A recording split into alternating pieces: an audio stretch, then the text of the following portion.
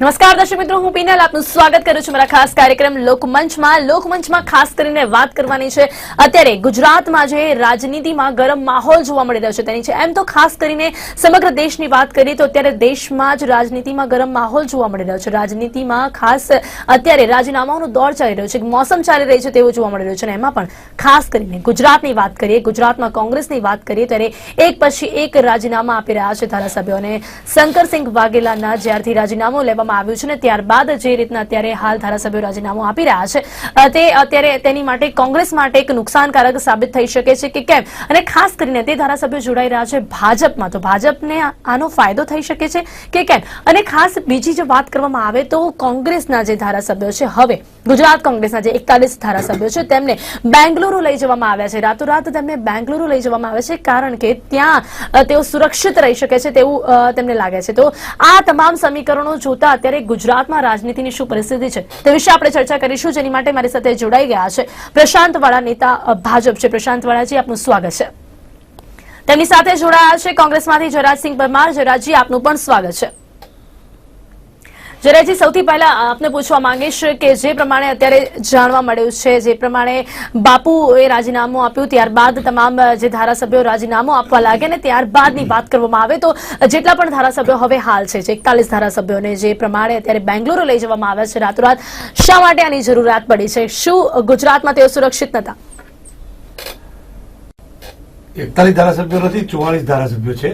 પણ જે senior leader છે શક્તિસિંહજી ને બધા અહીંયા અમદાવાદમાં છે, એમના કામથી રોકાયેલા છે. એમના કામમાં સૌથી આપણે પહેલો પ્રશ્ન કહ્યો એનો જવાબ આપું જી કે ગુજરાતમાં ધારાસભ્યો સલામત છે કે નહીં, નથી સલામત, એના માટે જ લઈ જવા પડ્યા છે. જી હા, રાજકીય રીતે બંને પક્ષો પોતપોતાની હરીફાઈમાં ચૂંટણીની પ્રક્રિયા છે, લોકશાહી સિસ્ટમમાં વિચારની વાત કરે, નીતિઓની વાત કરે, કામની વાત કરે, પ્રજાના હિતની વાત કરે, બધી હોઈ શકે. પણ જયારે એમાં મેનિપ્યુલેશન ભળે, એમાં સત્તાનો દુરુપયોગ ભળે, એક ધારાસભ્યશ્રીએ પોતે જીપીસીસીમાં રાજીવ ગાંધી ભવનમાં 3 ધારાસભ્યોની હાજરીમાં, અમારા નેશનલ લીડર રણદીપ સુરજેવાલાની હાજરીમાં લાઈવ આક્ષેપ કર્યો છે પ્રેસ કોન્ફરન્સમાં. એટલે આપના પ્રતિનિધિઓ પણ ત્યાં હતા જ, અને આક્ષેપ કર્યો છે કે મને કોઈ એક વ્યક્તિએ કીધું કે મને 10 કરોડની ઓફર થઈ. તમે વિચાર તો કરો કે માત્ર 10 કરોડની ઓફર થઈ એવું નહીં, રાજ્યનો જિલ્લા પોલીસ વડા જે કોક જગ્યાએ એન્કાઉન્ટરમાં સામેલ છે એ વિશે અત્યારે ડાયવર્ટ કરતો નથી, પણ એમને હવે ધારાસભ્યોને એન્કાઉન્ટર કે એની સોપારીઓ આપી છે. બીજા સોપારી લીધી છે, હવે ધારાસભ્યોને લેવાની સોપારી લીધી. સમજો તમે મારી વાત. એટલે તંત્રનો દુરુપયોગ જયારે થાય ત્યારે સામાન્ય રીતે લોકશાહીનું બિલકુલ વસ્ત્રાહરણ થઈ રહ્યું છે. લોકશાહીની સરેઆમ એના નિયમો તોડવામાં આવે છે. સરકાર છે, સરકાર એ જે તંત્ર છે એ બ્યુરોક્રેસી છે, અથવા તો જે આખું તંત્ર છે સરકારના આદેશોનું ફક્ત સરકાર છે એ વહીવટી એજન્સી છે, એ માલિક નથી, એ ટ્રસ્ટી છે. એટલે તમે તંત્રનો દુરુપયોગ ના કરી શકો, ઉપયોગ કરો જનહિતમાં, એના તમે આદેશો આપી શકો. પણ તમે વિરોધ પક્ષના ધારાસભ્યોને સમજાવવા માટે તમને હું એમ કે અમિતભાઈ શાહ સાથે વાત કરાવી દઉં, તમે દેશના વડાપ્રધાન સાથે કોંગ્રેસના ધારાસભ્યો લલચાઈ જાય એવું કેવું? એમને પોતાના પક્ષમાં વિશ્વાસ કેમ નથી? એ જે પ્રમાણે એ લોકો છોડનારા લોકો કહી રહ્યા છે એ રીઝન આપી રહ્યા છે કે કોંગ્રેસમાં શિસ્ત નથી. તો આ જવાબ કેટલું યોગ્ય છે? કઈ રીતે શિસ્ત? એટલે સુસ્ત એટલે શું? ઉઠક બેઠક કરવાની છે, પલોટી વાળીને બેસવાનું, અદબ વાળવાની, આમ એને શિસ્ત કહેવાય? એ તમારે પ્રશ્ન એ એમને પૂછવો જો કઈ શિસ્ત, કઈ અશિસ્ત કહેવાય એ એમને પૂછવો જોઈએ. સવાલ કારણ કે અશિસ્ત એમને શું લાગી? અશિસ્ત કોંગ્રેસ પક્ષના પોતાના, તમે જે દિવસે પંજાનો સિમ્બોલ લઈને ગયા એ દિવસે તમારે શિસ્તમાં રહેવું જ પડે ભાઈ. સાપે દરમાં જવું હોય, વરસાદ, તડકો અને ઠંડી થી રક્ષણ સાપે મેળવવું હોય તો આડા આવડો સાપ ચાલી શકે નહીં, એને દરમાં સીધા જ ચાલવું પડે સાપે. એટલે તમારે પાર્ટીનું રક્ષણ, તો તમે લોકપ્રિય હોય તો તમારે ચૂંટાઈ જવું હતું ને. તમે પંજાના નિશાન પર ચૂંટાયેલા છો, બીજા પક્ષમાં હોય તો બીજા પક્ષના નિશાન પર ચૂંટાયેલા છો. એ જયારે તમે ચૂંટાવો એટલે પક્ષો જયારે સ્થાપના થઈ હોય ત્યારે પક્ષના પોતાના નીતિ હોય, એના સિદ્ધાંતો હોય, એના નિયમો હોય, એની વિચારધારા હોય, અને સાથે સાથે ચૂંટણીના એજન્ડા પણ હોય. તો એમાં તમે સાઇન કરો છો ભાઈ તમે જયારે એફિડેવિટ સરકારમાં કરો ત્યારે પણ ચૂંટણી પંચમાં રિટર્નિંગ ઓફિસર આગળ તમે એફિડેવિટ કરો છો ત્યારે પણ અને જયારે પક્ષમાં ટિકિટ માંગો ત્યારે પણ તો નીચે શરત જ હોય છે કે અમે પક્ષના નીતિ નિયમોનું પાલન કરીશું અને એમાં બંધાયેલા છીએ તો એ શિસ્ત પાળવી જ પડે ભાઈ. જી, અને પ્રશાંતભાઈ. તમે અશિસ્ત લાગી તો અત્યારે કેમ બોલ્યા ભાઈ? અત્યાર સુધી ક્યાં ગયા હતા? જી ચાલ ચૂંટણીના આગલા દિવસે બોલો છો જી પ્રશાંતભાઈ, આપનું એમ, શું માનવું એ છે? વાત એટલે એ વાત એમને તમારે જે અશિસ્ત હવે લાગી જયરાજભાઈ પૂરું કરે પછી મારી વાત જી ચાલુ જી કરું. જી જરૂરથી પ્રશાંતભાઈ, જે પ્રમાણે અત્યારે આ તો આપણે વાત કરી રહ્યા છે કે જે રાજીનામું આપી રહ્યા છે પણ ભાજપ તેમને આવકારી રહી છે, એ કેટલું યોગ્ય છે? પહેલી વસ્તુ તો કોંગ્રેસના વિપક્ષના નેતા, કોંગ્રેસના મુખ્ય દંડક, કોંગ્રેસના પ્રવક્તા સહિત ધારાસભ્યો જ્યારે કોંગ્રેસમાંથી સામૂહિક રાજીનામા આપે અને એ લોકોએ જાહેરમાં પ્રેસમાં પણ નિવેદનો આપ્યા છે કે ભાઈ અમે ખૂબ વેદના સાથે, ખૂબ દુઃખ સાથે અમારે કોંગ્રેસ છોડવી પડી છે. કોંગ્રેસની નિષ્ફળ નેતાગીરી, કોંગ્રેસની નીતિ રીતિ, અંદરો અંદરની તીવ્ર લડાઈઓ, એનાથી અમે તંગ આવી ગયા કે કોંગ્રેસમાં કોઈ વિચારધારા જેવું રહ્યું નથી. કોંગ્રેસમાં 4-5 નેતાઓ પોતપોતાના જૂથ બનાવી અને એ પોતા અંદરો અંદર લડાઈ કરે છે. આમાં પ્રજા તો ક્યાંય વચ્ચે છે જ નહીં. એટલે આ બધી બાબતોથી નારાજ થઈ અને એ ધારાસભ્યોએ રાજીનામા આપ્યા છે. તો આમાં ભારતીય જનતા પાર્ટીનો તો કોઈ રોલ છે જ નહીં. જી જયરાજભાઈ, હવે આ જે આક્ષેપો અત્યારે લગાવવામાં આવ્યા છે, જે પ્રમાણે આપણે વાત કરી કે કયા પ્રકારની શિસ્ત, તો જેમણે અત્યારે વાત કરી છે પ્રશાંતભાઈએ કે નીતિ રીતિ નથી, નિષ્ફળ નેતાગીરી છે, અંદર જૂથ છે જે પ્રમાણે થઈ ગયા છે, અંદર જે લોકોમાં મનમુટાવ જોવા મળી રહ્યો છે, તેના કારણે જે તમામ ધારાસભ્યો રાજીનામું આપ્યું છે, એ આક્ષેપ પર આપનું શું કહેવું છે? પહેલી વાત તો એ કે પ્રશાંતભાઈ નો કોંગ્રેસમાં શું ચાલી રહ્યું છે અથવા તો કોંગ્રેસમાં ના, એ હું નથી કેતો જયરાજભાઈ, ના, એટલે હું ખાલી કરેક્ટ કરી લઉં. હું નથી કેતો.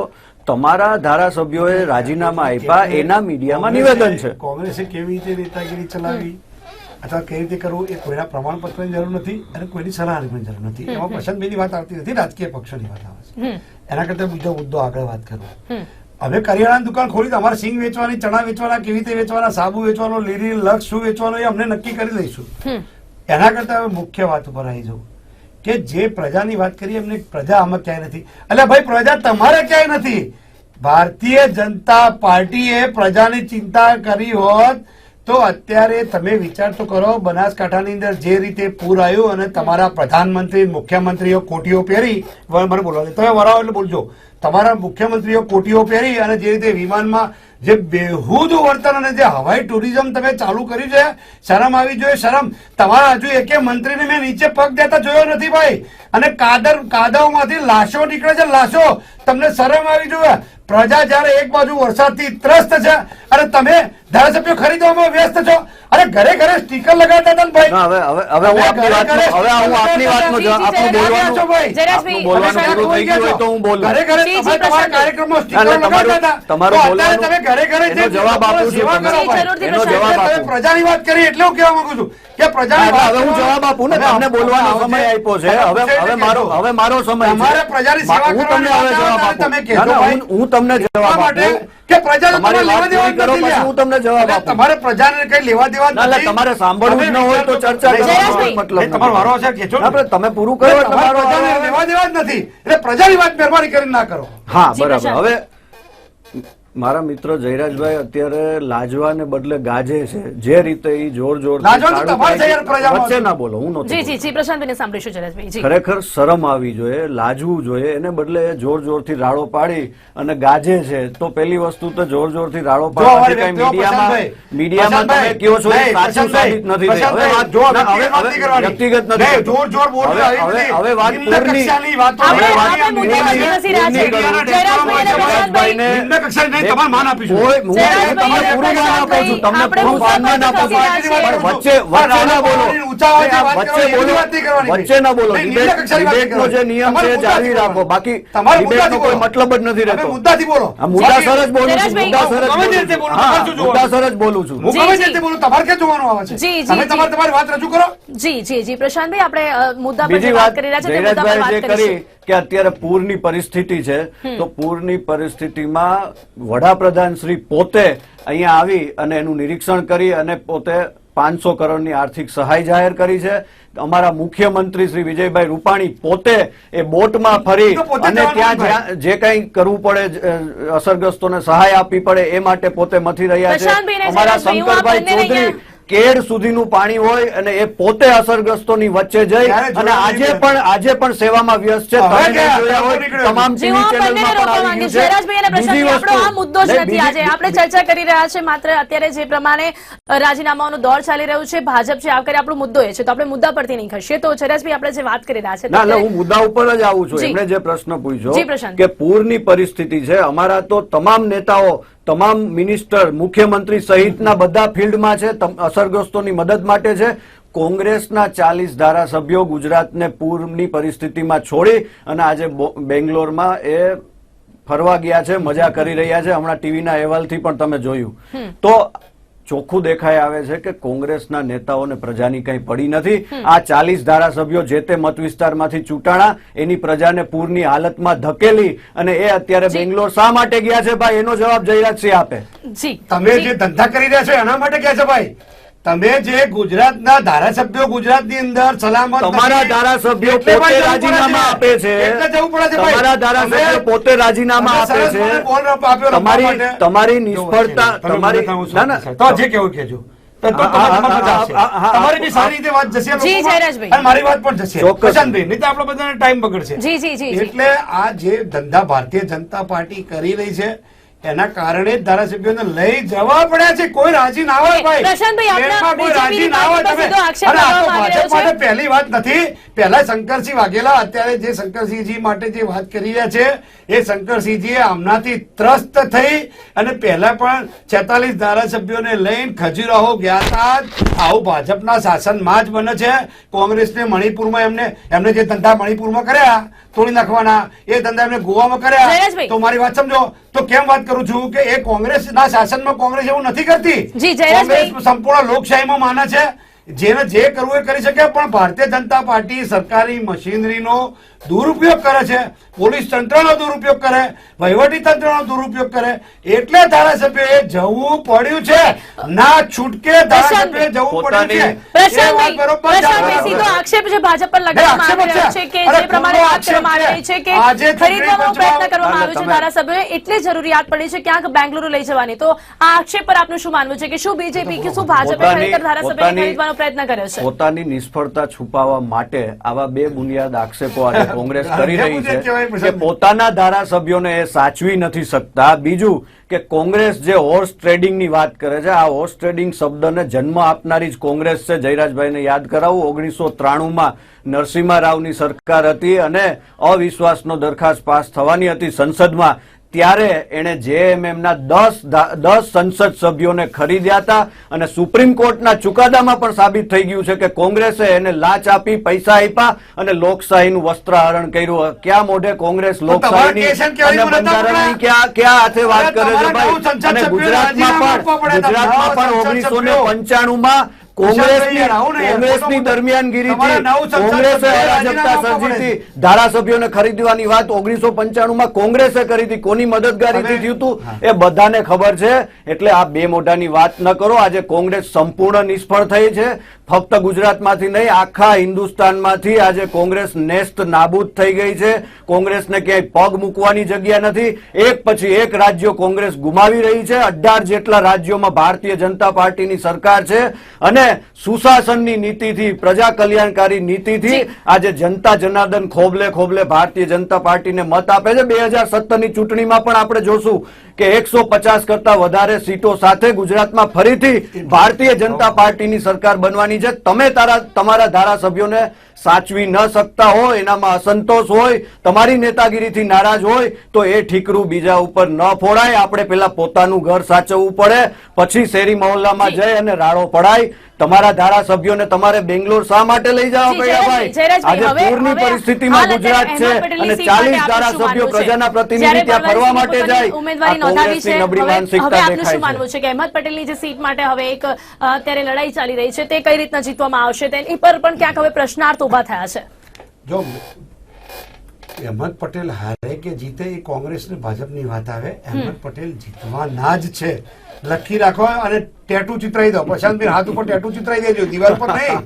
હું દિવાલ પર તો ભૂસાઈ જાય, કલર થાય. જી. ટેટુ ચિતરાઈ દો. પ્રશાંતભાઈ હાથ ઉપર મારો ભાઈ છે. હજી કોંગ્રેસ હવાઈ કિલ્લામાં તમે મારા ભાઈ છો, મારી વાત તમને સમજો. તમને પણ સપના તમારા જોવાની હાથ ઉપર છૂટ છે. ટેટુ ચિતરાઈ દો. અહેમદ પટેલ જીતવાના જ છે. તમારા આ સ્ટુડિયોમાં આવીને ફરીથી આ તમારે વગાડવાનું યાદ રાખજો.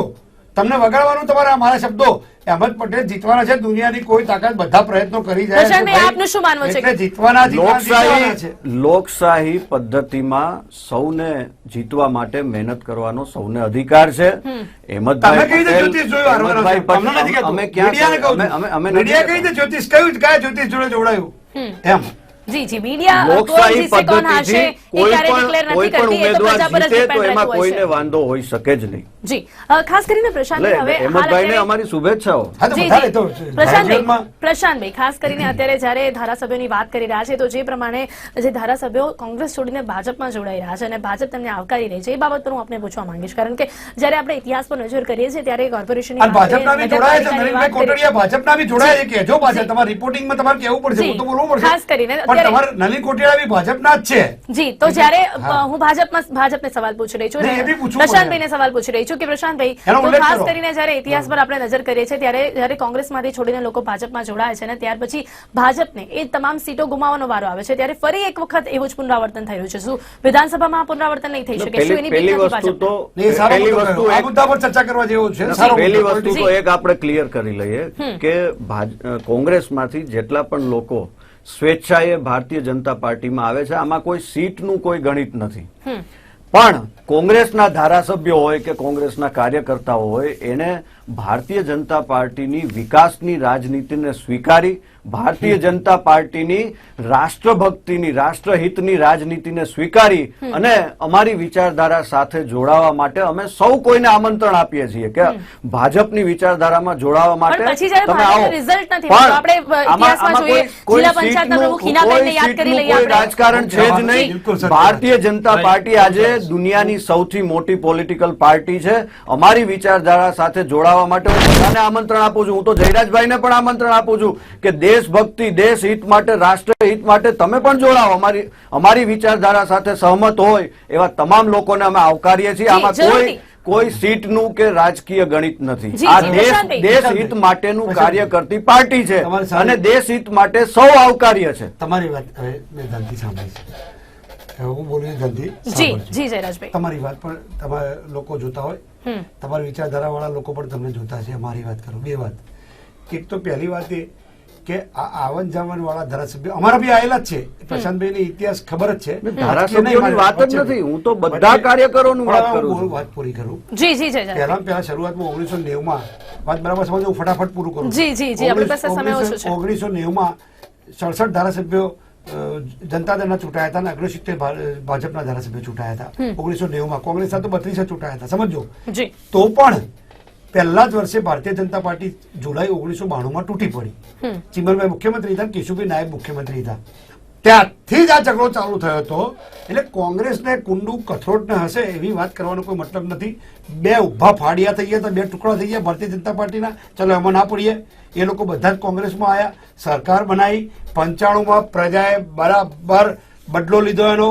પ્રજાને ઇન્સલ્ટિંગ લાગતું હતું, પ્રજાને પોતાનો જનાદેશ આપ્યો હતો, એના વિરુદ્ધમાં ધારાસભ્ય વર્તન કર્યું હતું અને પ્રજાએ સાહેબ હરાવ્યા. 95માં અમે હાર્યા છીએ. મારી વાત સમજો, હું ઓનેસ્ટલી વાત કરું છું, પોલિટિકલ વાત કરું છું. પ્રજાએ અમને હરાવી દીધા. 95માં ફરીથી ભારતીય જનતા પાર્ટીની સરકાર બની, ફરીથી ભવાડા થયા.